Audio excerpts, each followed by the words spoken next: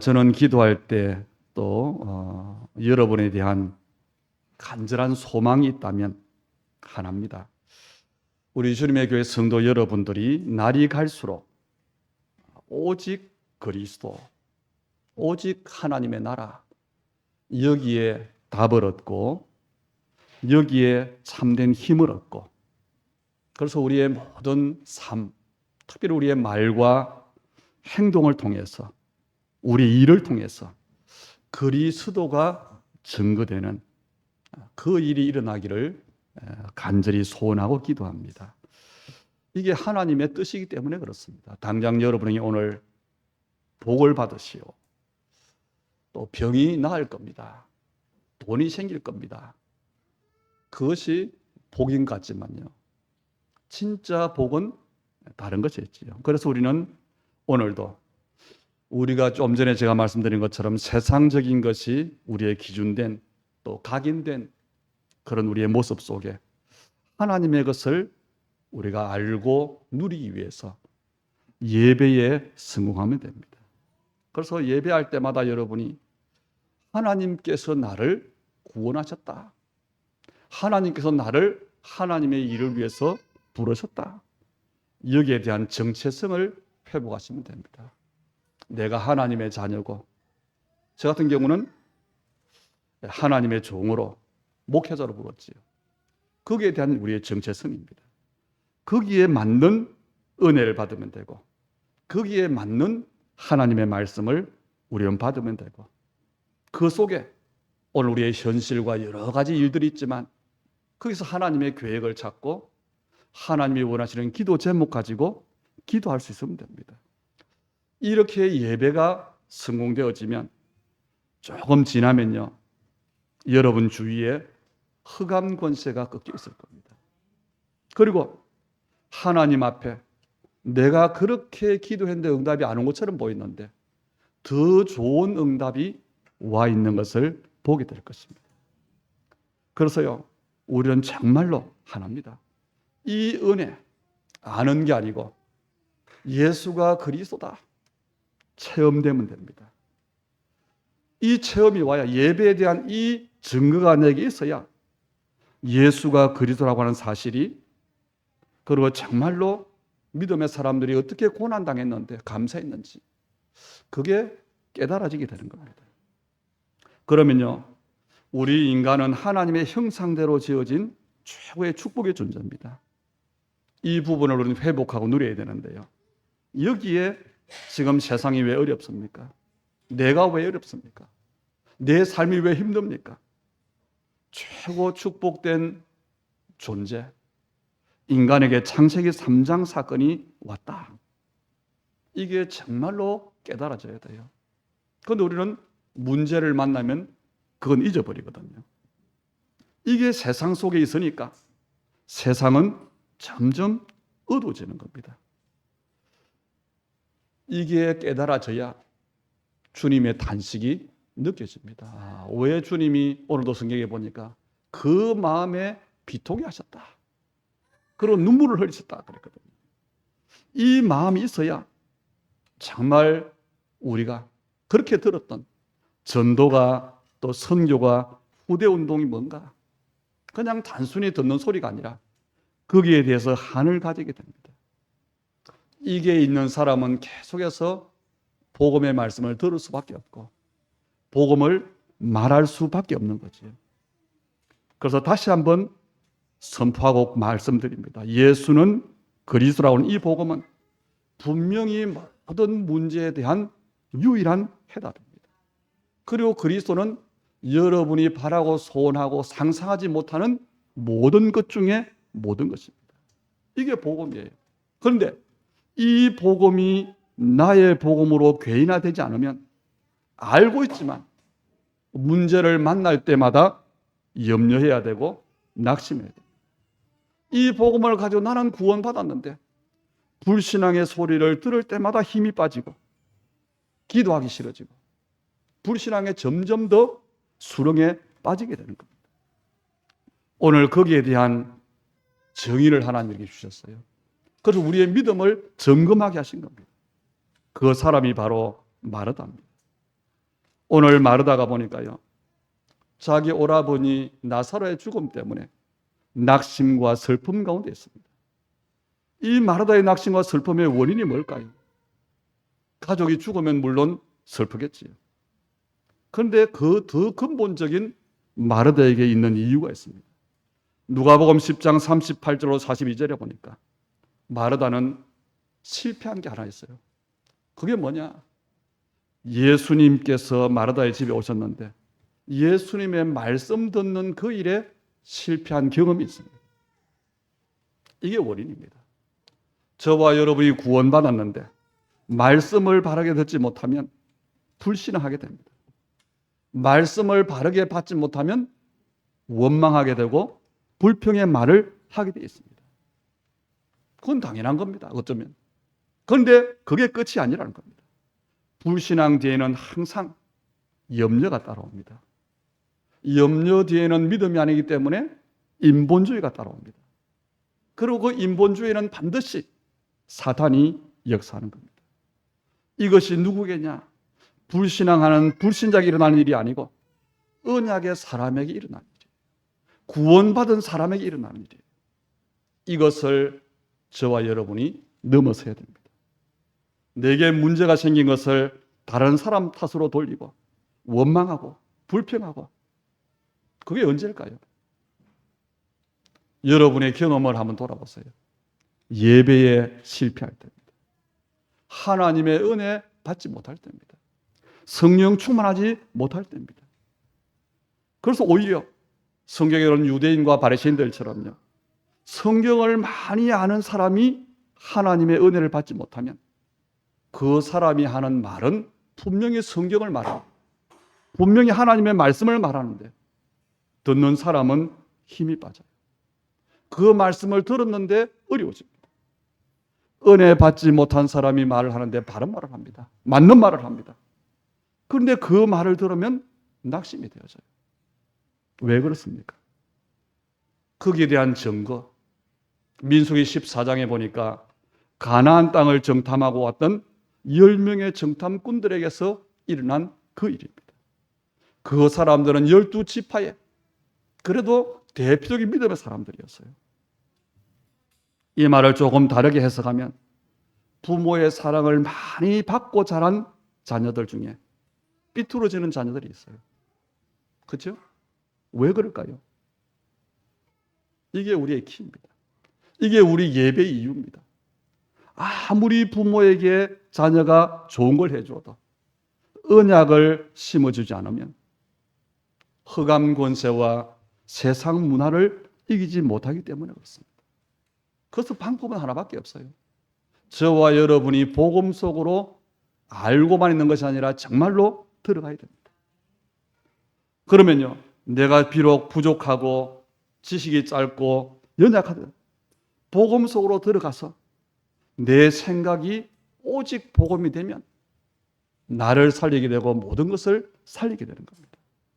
우리가 지금까지 예수는 그리스도, 모든 문제 해결자, 그 말을 들었고 우리가 동의를 했고 그리고 믿는다고 합니다. 그런데 그 말을 내가 정말 믿음으로 말미암아 내 문제가 해결됐다, 그래서 예수가 그리스도다, 그 정도가 아니란 겁니다. 그랬다 할지라도, 그 증거가 내게 있다 할지라도 그것은 복음의 아주 미시한 부분에 불과합니다. 21절에 보니까 이 마르다가요, 분명히 예수님의 사랑을 받는 가정, 사랑을 받는 사람들인데 불신앙에 빠졌는데 예수님을 원망을 해요. 뭐라고 합니까? 주께서 여기 계셨더라면 내 오라버니가 죽지 아니하였겠나이다. 무슨 말이지요? 왜 예수님을 그렇게 믿었는데 이렇게 될까요? 말씀 듣는 일에 실패했기 때문입니다. 그래서 누가복음 10장에 뭐라고 하느냐? 이 마르다가 예수님을 대접하기 위해서 많은 준비를 해요. 그래서 마음이 분주했다 그렇습니다. 마음이 분주하다는 말은 마음과 생각과 관심이 나누어진다는 뜻입니다. 한 가지에 집중할 수 없는 겁니다. 그래서 누가복음 10장 38절 42절에 보면 예수님을 잘 대접하려고 자기는 그렇게 바쁜데 동생 마르다는 예수님의 발 앞에 앉아서 말씀만 듣고 있어요. 그때 마르다가 예수님께 말합니다. 예수님께서 내 동생 말씀만 듣고 언니가 이렇게 바쁜데 도와주지 않는 그 마르다에게 말해서 좀 도와달라고, 도와주게 해달라고. 그런데 예수님은요, 그 마르다의 말을 듣질 않으셨어요. 오히려 뭐라고 하느냐? 마르다야, 네가 많은 일로 염려하고 근심하나 몇 가지만 하든지 혹은 한 가지만이라도 족합니다. 우리는 많은 부분에서 완전하려고 합니다. 그게 아니고 한 가지라도 잘하라. 그리고 예수님이 뭐라고 하냐? 마리아는 이 중 좋은 편을 택하였으니 빼앗기지 아니하리라. 마리아는요, 말씀 듣는 일을 선택한 거예요. 많은 일을 잘하려고 염려하기보다도 한 가지라도 잘할 것을 예수님은 말씀하시는 겁니다. 이 말은 거꾸로 말하면 우선순위에 성공하라는 겁니다. 많은 일을 해야 되지만 우선순위가 있잖아요. 우리가 교회 생활을 하면서 은혜 받고 있는데 그럼에도 불구하고 우리에게요, 목사에 대해서, 교회에 대해서, 성도에 섭섭할 때가 있어요. 또 마음이 상할 때가 있습니다. 언제지요? 예배에 실패할 때. 예배에 실패하면 하나님의 계획이 보이지 않습니다. 예배에 실패하면 하나님의 시간표가 보이지 않습니다. 영적 사실보다는 눈에 보이는 환경, 눈에 보이는 문제, 눈에 보이는 사람이 크게 보입니다. 그것이 성경은 그것을 허상이라 그러죠. 속는 겁니다. 그래서 오늘도 여러분이 정말로 알아야 됩니다. 나는 영적 존재다. 나는 살아계신 하나님의 자녀다. 하나님께서 나와 지금 성령으로 함께 하신다. 이게 영적 사실입니다. 이 부분이 정말 분명하다면 어떤 일이 있어도 괜찮습니다. 복음을 마음과 생각으로 내가 깨달았구나. 이론으로 나는 안다. 지식적으로 안다. 그러면서 나는 복음 깨달았다. 이런 사람들이 있어요. 그 사람이 누구냐? 바로 마르다와 같은 신앙생활을 하는 사람입니다. 23절로 24절에 보니까 예수님은 나사로가 살아날 걸 말씀하는데요. 그걸 믿느냐고 하니까 마르다는 믿는다고 하면서 대답은 교리적인 대답을 해요. 예수님은 지금 성취될 하나님의 계획을 말하는 겁니다. 예수님의 그리스도 되신 이 복음 사건은 과거의 역사적 사건이 맞지만 현재적 사건인과 동시에 미래적 사건인 줄 여러분이 믿으셔야 됩니다. 이 말은 우리가 예수님을 그리스도로 정말로 믿으면 성경에 일어났던 그 일들이 내게도 일어날 수 있다는 겁니다. 그게 믿어져야 되는 겁니다. 성경의 언약을 붙잡고 하나님께 쓰임받았던 그 복음의 증인들, 그 믿음이 바로 우리의 믿음이라는 겁니다. 여러분이 언약을 붙잡고 기도하면서 창세기 성경을 잘 보세요. 아브라함을 안 보세요. 그러면 그 일이 여러분에게 일어나는 겁니다. 초대교회 때의 그 응답, 똑같이 간증하는 증인들 세계에 많이 있잖아요. 그게 언약적 신앙생활입니다. 그런데 마르다의 믿음은 그 믿음이 아니에요. 왜냐? 말씀 듣는 일에 실패했기 때문에 그렇습니다. 교리적으로는 맞아요. 신학적으로 맞습니다. 그런데 뭘 놓쳤느냐? 알고 있는데 맞는데 지금 실제로 그 말씀이 성취되는구나. 이 말씀이 정말 살아있구나. 그걸 놓친 겁니다. 아마도 이 부분은 교회를 다니는 대부분의 성도들이 놓치고 있는 부분일 겁니다. 예수의 그리스도 사건은 지금 내 사건입니다. 성경은 틀림없이 하나님의 약속인데 하나님의 시간표대로 지금도 성취되고 있습니다. 그것을 믿는 것이 하나님의 원하시는 믿음입니다. 그 응답을 받고 누리는 것이 하나님께서 우리에게 원하시는 겁니다. 하나님이신 예수님께서 나사로의 죽음 앞에서 말씀하시잖아요. 내 오라비가 다시 살아나리라. 여기에 중요한 단어가요, 다시예요. 이게 나사로의 죽음의 이유입니다. 하나님이 나사로를 살리려고 하는데 살아있는 사람 어떻게 살립니까? 그래서 죽어야 되는 거예요. 그게 하나님의 계획인 겁니다. 그런데요, 마르다의 대답을 보세요. 마지막 날 부활 때에 다시 살아날 줄을 내가 아나이다. 믿음의 말 같지만, 교리적으로 맞는 말 같지만 아니에요. 불신앙입니다. 예수님께서 나사로의 무덤에 가시잖아요. 그리고 돌을 옮겨 놓으라 그럽니다. 그때 마르다가 어떤 대답을 하지요?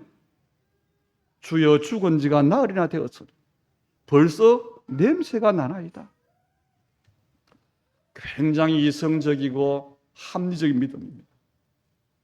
선진국일수록, 수준이 높을수록, 공부한 수준이 높을수록 사람들이요, 합리적이 돼요. 그리고 실용적입니다. 그러면서 개인주의가 됩니다. 이게 선진국의 특징이에요. 다 좋은 건 맞습니다. 그런데 이 가치관의 단점이 뭐냐? 하나님의 실제 살아계심과 역사하심을 믿지 못한다는 거예요. 우리나라의 특징은 뭘까요? 비합리적이에요. 감정적입니다. 그리고 적당주의입니다. 그리고 집단주의입니다. 뭔가 세력을 이루면, 목소리가 크면 되는 줄 압니다. 그래서 신앙생활도 그렇게 해요. 적당하게, 분위기에 따라서. 그래서 어쨌든 하나님의 역사가 잘 일어나지 않습니다. 무엇이 중요한 것은, 여기서 중요한 것은요, 무엇이 좋다는 것이 아닙니다. 합리주의가 좋으냐 안 좋으냐 그 말이 아닙니다. 이것들 모두가 내게 있는 장점 단점 모두를 막론하고 복음을 복음되게 하는 것이 되면 됩니다. 하나님께 쓰임 받으면 됩니다. 그래서 우리가 내 안 좋은 부분들을 고치려고 노력하고 사실은 평생 안 되잖아요. 그게 아니라 복음 속으로 들어가야 되는 겁니다. 이 마르다의 지극히 합리적인 생각이 불신앙으로 연결되었어요. 여러분이 가지고 있는 좋은 면들이 많을 겁니다. 여러분의 좋은 성품들, 좋은 경험들, 많은 좋은 지식들, 이것들이 전부 복음 속으로 들어오면 하나님께 귀하게 쓰임받지만 복음 속으로 들어오지 않으면요, 그게 복음을 막는 일이 된다는 겁니다. 그래서 우리의 전 인격이 성령 충만을 받아야 되는데 그게 바울의 고백이에요. 나는 그리스도와 함께 십자가에 못 박혔다. 우리는 그 속에 들어가는 겁니다. 그게 성령 충만입니다. 하나님께 쓰임받는 상태가 언제냐? 바로 이 상태입니다. 그래서 말씀 듣는 일, 예배하는 일에 성공해야 될 이유가 바로 여기 있습니다. 예수님은 나사로의 죽음 앞에서 중요한 말씀을 하셔요. 그게 25절이죠. 나는 부활이요 생명이니 나를 믿는 자는 죽어도 살겠고. 이 말씀은 예수님께서 사탄과 지옥과 죄의 권세를 깨뜨렸다는 겁니다. 예수님이 사망 권세를 깨뜨렸기 때문에 믿는 우리에게는, 구원받은 사람에게는 사망이 고통이 아닙니다. 여러분, 초상집에 가보면 알잖아요. 우리는 영적인 사람이기 때문에 저런 불신자 친척들, 또 불신자 친구들, 초상집에 가보면요, 불신자의 장례에 잘못 가면 얼마나 머리가 아픈지 몰라요. 그리고 영적으로 엄청 혼란스럽습니다. 왜요? 불신자의 죽음은 죄의 결과의 죽음, 사망 권세 아래 있는 죽음, 거기에 사탄이 역사하는 겁니다. 그런데 구원받은 신자의 죽음은 죽음의 문제가 해결된 죽음이기 때문에 인간적으로는 이별의 슬픔이 있지만 참 소망이 있는 겁니다. 그래서 그 장례식을 통해서 구원의 문이 열려지고요, 그 가문에 하나님의 계획이 이루어지기도 하죠. 오늘 예수님이 뭐라고 합니까? 무릇 살아서 죽어서 나를 믿는 죽어도 살 뿐 아니고 살아서 나를 믿는 자는 영원히 죽지 아니하리니. 우리 모두는 언젠가 죽게 되어 있습니다. 그런데 우리에게는 이미 영생의 축복이 주어졌기 때문에 죽음이 끝이 아니고 영원한 생명으로 들어가는 과정인 겁니다. 그래서 예수님이 이어서 말씀하시죠. 무릇 살아서 나를 믿는 자는 영원히 죽지 아니하리니. 이게 바로 영생의 축복입니다. 많은 사람들이 영생을 한자로 이야기하니까 오래 사는 걸 영생으로 생각해요. 그런데 성경은 이 영생에 대해서 분명하게 말씀하고 있습니다. 요한복음 17장 3절에 보니까 영생은 유일하신 참 하나님과 그가 보내신 자 예수 그리스도를 믿는 것입니다. 예수 그리스도를 믿는 것이 영생입니다. 하나님을 유일한 하나님으로 믿는 것이 영생입니다. 바로 임마누엘의 축복이 영생입니다. 이 영생이 있는 사람은 죽음이 와도 괜찮습니다. 왜요? 생명이요 부활하신 예수님께서 지금 나와 함께, 여러분과 함께, 우리와 함께 계시기 때문에 그렇습니다. 그 증거로 요한복음 15장 20절에, 고린도서 15장 20절에 보니까 이 예수님이 잠자는 자의 첫 열매가 되셨어요. 앞으로 우리도 그렇게 부활할 걸 미리 보여주신 거지. 35절에 보니까 예수님께서 눈물을 흘리셔요. 성경에 보면 예수님께서 눈물을 흘리신 기록이 세 군데 있습니다. 겟세마네 동산에서 눈물 흘리셨어요. 그리고 예루살렘을 향해서 통곡을 하셨어요. 이 예수님의 눈물에는 뭐가 있죠? 그냥 눈물이 아닙니다. 예수님의 마음이 담겨 있는데 예수님의 탄식이 담겨 있습니다. 오늘 성경에도 그랬죠. 눈물을 흘리시는데 그냥 눈물 흘리신 게 아니고 그 앞절에 보니까 뭐라고 합니까? 심령의 비통이 여기시고 뭐를요? 마르다와 마리아가 또 조문 온 유대인들이 우는 걸 보고 그 심령의 비통이 여기셨다. 예수님의 탄식입니다. 이 말은요, 첫째로 예수님은 어떤 분이시냐? 우리와 똑같이 인성을 가졌다는 의미가 됩니다. 그래서 예수님은 십자가를 지신 것이 우리와 똑같은 육신을 가지고 고난당하셨어요. 그렇게 죽으심으로 우리의 죄 문제를 해결하신 겁니다. 그래서 우리도 마찬가지예요. 예수를 바르게 믿으면 지극히 인간적이 됩니다.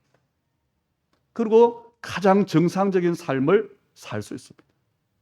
특별하게 나는 모든 것 관계 단절하고, 뭐 이단들이 그러잖아요. 가족들 관계도 단절하고, 세상을 떠나서 세상과 단절하고, 특별히 하나님을 잘 믿는다. 아니라는 겁니다. 지극히 인간적이고 정상적인 삶을 통해서 하나님께 영광을 돌리는 겁니다. 이 예수님의 눈물에는요, 비통하는 마음이 담겨 있는데 뭐 때문에요? 죄와 사망에 대한 주님의 탄식이 들어있습니다. 지금 친한 친구 나사로의 죽음 앞에 물론 조금은 인간적인 슬픔도 들어있겠지. 그런데 죽음의 문제가 죄의 결과로 오게 된 거구나. 이걸 모르고 사람들이 육신적인 것만 생각하는 믿음 없는 거기에 대한 예수님의 탄식이 있습니다. 로마서 5장 14절에 보면요, 아담의 범죄와 같은 죄를 짓지 아니한 자들까지도 사망이 왕노릇하나니 그랬어요. 다시 말하면 아담처럼 직접적인 죄는 짓지 않았지만 아담의 후손인 모든 사람들은 어떻게 살아가느냐? 그 사람들에게 누가 왕이냐? 사망이 왕노릇한다는 겁니다. 그래서 사람들이 가장 두려워하는 게 뭐지요? 죽음입니다. 예수님의 눈물은 바로 이겁니다. 하나님의 형상대로 창조된 최고의 축복된 존재가 사망의 종노릇하고 있는 거예요. 거기에 대한 주님의 애통입니다. 마태복음 9장 35절로 38절도 보면 목자 없는 양같이 유리하며 방황하는 것, 그게 주님의 탄식이었어요. 거기에 제자된 우리의 마음이 있어야 되는데 우리는 그렇지 못하지. 이게 사실은 주님과 우리와의 맞지 않는 부분입니다.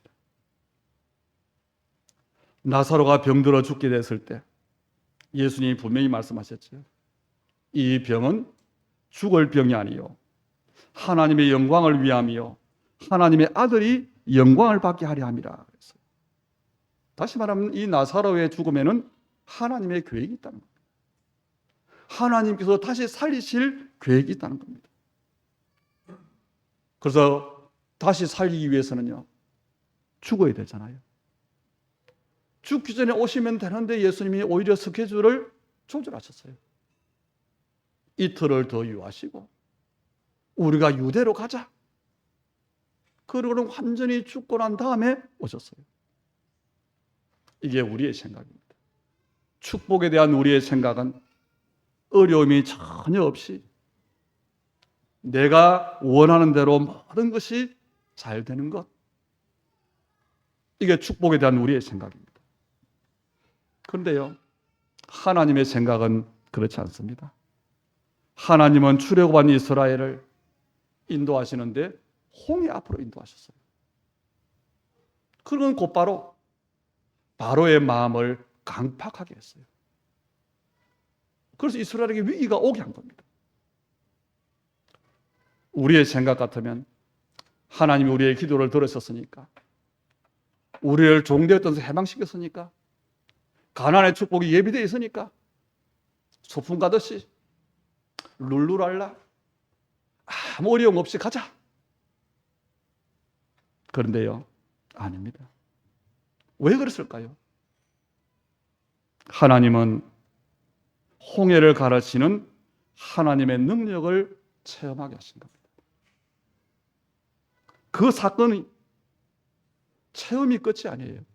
그 사건으로 이스라엘로 여호와를 경외하게 하셨다. 또 여호와와 그 종 모세를 믿게 하셨다. 성경은 그렇게 되어 있습니다. 하나님의 모든 응답은 우리를 믿게 하시는 겁니다. 그게 목적입니다. 이것이 우리가 언약을 붙잡아야 될 이유입니다. 이것이 정말 우리가 내가 할 수 있는 일이지만 기도하면서 살아야 될 이유입니다. 당장의 문제와 현실을 보고 판단하는 것, 어제 우리 렘넌트 메시지에서 나온 메시지. 우리 렘넌트들이 너무 뛰어나기 때문에, 너무 빠르기 때문에 판단을 굉장히 빨리 한대요. 당장 눈앞에 어떤 문제, 사건 판단해버리니까.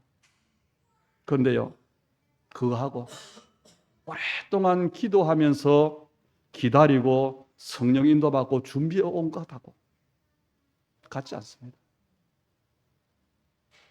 오늘 39절에 예수님이 말씀하시죠. 돌을 옮겨 놓으라. 이거는 중요한 뜻이 있어요. 예수님은 곧 하나님이십니다. 돌을 옮기시지 않아도 살아나게 할 수 있어요. 나사로를 나오게 할 수 있습니다.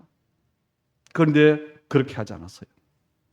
41절에 보니까 돌을 옮겨 놓으니까 예수께서 눈을 들어 우러러 보시고, 뭘까요? 기도하신 겁니다. 그리고 말씀하신 겁니다. 아버지여, 내 말을 들으신 것을 감사하나이다. 예수님은 하나님이시지만 자기의 능력으로 자기의 뜻을 행한 것이 아니라 하나님의 계획을 기도와 그 응답으로 이루셨다는 겁니다. 이 말씀은 우리가 하나님의 일을 할 때 우리의 생각, 우리의 기준, 우리의 열심으로 할 것이 아니라는 겁니다. 기도해야 되는 겁니다. 그 응답으로 하나님의 이 계획이 이루어지는 것을 체험하라는 겁니다. 아무리 맞는 일, 좋은 일을 해도요, 하나님의 계획과 맞지 않다면 당장은 좋은 일처럼 보이는데 시간이 지나면 분명히 문제가 되어 있어요. 분명히 변치 않는 하나님의 절대 계획이, 하나님의 소원이 세계복음화잖아요. 그런데 정말로 기도하지 않고 무조건 전 세계를 돌아다닌다. 그게 하나님 뜻이겠습니까? 정말로 이 시대에 언약 가진 교회가 필요한데, 그래서 우리가 교회 건축을 기도하는데 얼마나 좋은 일. 그런데 무조건 하나님의 뜻이니까 교회 지읍시다. 시작하면 되겠습니까? 모든 것을 아시는 하나님께 우리는 방향을 맞추고 계속 기도하면서 인도받는 겁니다. 거기에 하나님은 응답을 주시는 겁니다. 그 예수님의 고백이 그거예요. 41절에 돌을 옮겨놓게 하시고는 아버지여 내 말을 들으신 것을 감사하나이다. 더 중요한 말씀, 목적이 나오죠. 42절입니다. 그러나 이 말씀 하옵는 것은 무리를 위함이니 곧 아버지께서 나를 보내신 것을 그들로 믿게 하려 합니다. 예수님이 그리스도라는 사실을 이스라엘이 안 믿어요. 그렇게 메시아를 기다리는 메시아를 믿지를 않아요. 오늘 우리에게 하시는 음성이 이겁니다. 예수를 그리스도로 너희가 알지? 맞지? 그런데 왜 믿지 않느냐는 겁니다. 여러분에게 문제가 생겼을 때 무조건 문제를 해결하려고 하는 것은 하나님의 뜻이 아니에요. 왜요? 문제를 해결하는 것이 끝이라면 아니 문제 안 생기면 되지요. 나사로를 살리는 게 목적이라면 안 죽으면 되지요. 그 문제를 허락하신 하나님의 계획이 이루어져야 한다는 겁니다. 그게 뭘까요? 여러분에게 문제가 왔는데 하나님의 계획은 뭘까요? 내가 믿음으로 기도하고 그 문제 속에 하나님의 계획이 이루어지는 게 뭘까요? 내가 문제 해결받는 그 과정을 통해서 내가 하나님 능력을 체험하는 그 일을 통해서 가정과 가문을 향한 하나님의 응답, 교회를 향한 하나님의 응답, 세계 복음화를 향한 하나님의 응답, 그게 발견되는 것이 하나님의 응답이라는 겁니다. 그래서 여러분 문제 앞에서 정말로 여러분에 대한 하나님의 계획, 여러분의 가정에 대한 하나님의 계획, 교회에 대한 하나님의 계획, 세계 복음화 언약에 대한 하나님의 계획이 발견되면요, 문제는 저절로 해결됩니다. 이게 하나님께서 주시는 응답인데 예레미야 33장은 뭐라고 하지요? 크고 비밀한 일을 네게 보이리라 그랬어요. 하나님은 여러분에게 문제를 주어서 고생시키고 참는 훈련을 시키고 그래서 불신자처럼 고생 끝에 낙이 오는구나. 그 고백 들으시려고 하는 것이 아니라는 겁니다. 오늘 말씀에서요, 우리는 언약을 모를 때는 어떻게 생각했죠? 나사로를 하나님 살리셨구나. 오늘 유대인들의 고백이 그거잖아요. 맹인의 눈을 뜨게 한 사람이 어떻게 죽은 자는 살릴 수 없냐? 그 말이잖아요. 나사로를 살리는 것이 목적이라면요, 죽게 하실 이유가 없다는 겁니다. 여러분 문제를 해결하는 것이 하나님의 목적이라면 문제를 허락하실 이유가 없다는 겁니다. 율법적이고 종교적인 믿음을 가지고 있는 유대인들에게 예수님이 생명이요 부활이시다, 예수님이 그리스도시다, 그 사실을 믿게 하려는 겁니다. 그래서 43절에 보니까 그 말씀을 하시고는 큰 소리로 나사로야 나오라. 여러분, 구원받은 사람에게 일어나는 모든 문제와 사건, 환경과 모든 일에는 하나님의 계획이 있습니다. 그래서 오늘 여러분의 좋고 안 좋고 크고 작은 모든 일이 굉장히 소중한 것입니다. 그것을 인정할 수 있어야 됩니다. 나중에 예수님께서 제자들에게 십자가 질 걸 말씀하시고 부활하실 걸 말씀하셨어요. 한 번도 경험하지 못했던 부활을 누가 깨달을까요? 아마 나사로가 살아나는 사건을 본 사람들이 깨달을 겁니다.